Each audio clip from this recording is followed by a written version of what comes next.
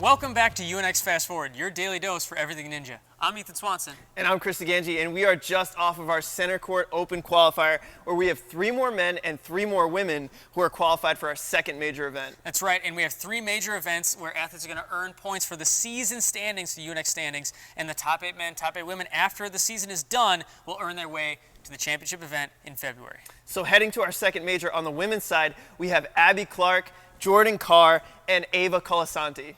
Yep, and on the men's side, taking first place, Jamie Ron, followed by Joe Moravsky and Michael Torres. Those are 6 athletes that punched their ticket to the second major event. And we got some new faces. Yes, a lot of new faces. A lot of new faces. Michael Torres, the only competitor from this qualifier returning to the second major. Right, well, it was a stacked field of competitors, a lot of new competitors that haven't competed in UNX events until Centercourt, and this course was brutal. 4-minute time limit, only 3 finishers. Yeah, such an intense course. And, you know, I think it really all came down to one spot, and that was the ninja killer, the sky bars. Oh my goodness, talk about what a difficult obstacle. It took out actually more than half of the competitors at the event fell on this obstacle, and only under 10% of athletes that got there cleared it. Yeah, I mean, it's such a difficult obstacle. You know, this is an obstacle that we talked about where this move is not set up in a lot of gyms. It's a very technical move, something that athletes don't get to practice too often. Yeah, and you know, I think a lot of athletes underestimated it as well. We saw a lot of people hitting the front of the cradles, hitting the underside of the cradles. You really had to pop up as high as you could, give yourself time, your hips up, to push all the way out, all the way back in, all while doing it with very little backswing because you're in these cradles that can slide away. Yeah, exactly. And we saw some athletes who actually made it up and around, but then didn't make the hold. Oh my goodness, that I think was the most heartbreaking, to see them make the move and just not hold on. I don't know if they didn't expect it or the jolt or what it was, but I think that's a testament to this obstacle, how difficult it was. Not only is it in the back half of the course, so there's time management and pump management when you're there, but also the skill and technique needed to complete it. Yeah, I mean, we saw Naj and Connor who made the move around. They couldn't hold on to it. Connor almost with a one-handed save, right, which was extremely impressive. And then on the other side of things, we saw Anthony Erdley actually make that move, but then fail the dismount. That was brutal. Heartbreaking, which is so tough. I mean, we only had 4 athletes able to complete that obstacle, 3 of which are moving on, but Caden Lebsack also completed it, not moving on, took 4th place, but only 4 competitors did that move.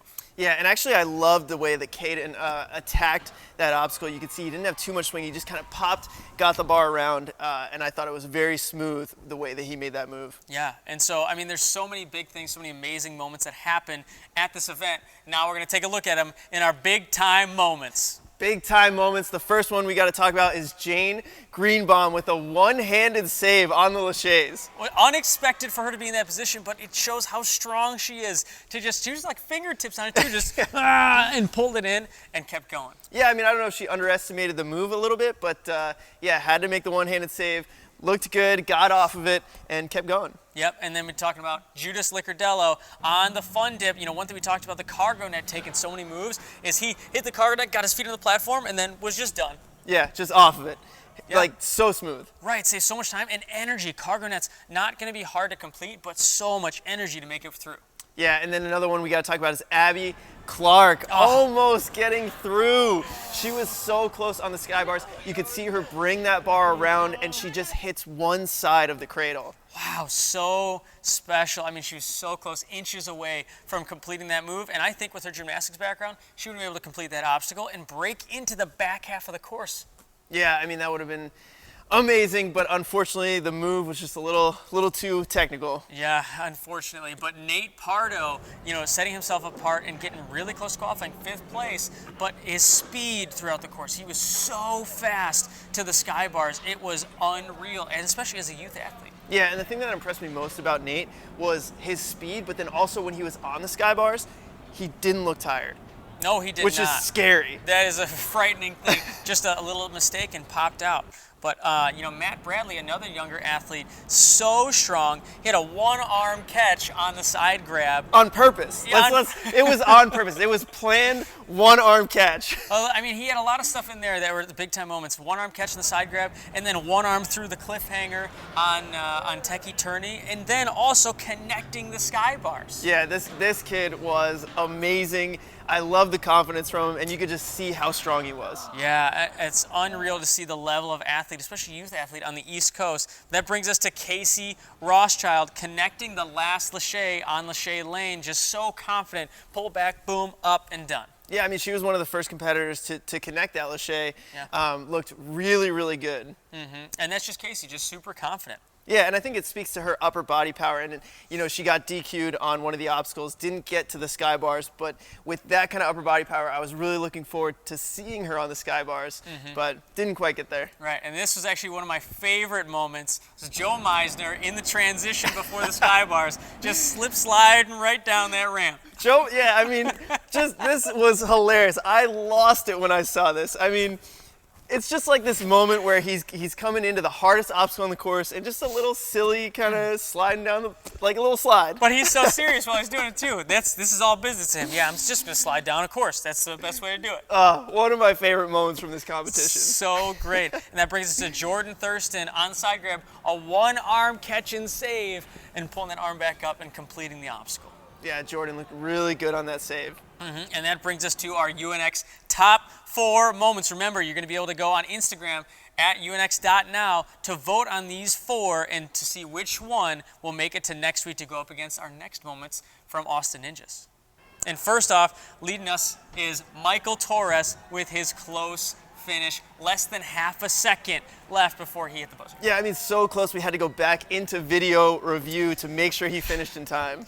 Yeah, actually, it's so funny because Anthony DeFranco, that the clock said that he didn't finish in time, so he showed Torres, and Torres just like put his head down and just kind of soaked it in. But when we looked at video review, he did. But it was so close. That's just user just hitting that button just a split second. So yeah, we went back to the video, made sure, and sure enough. Yeah.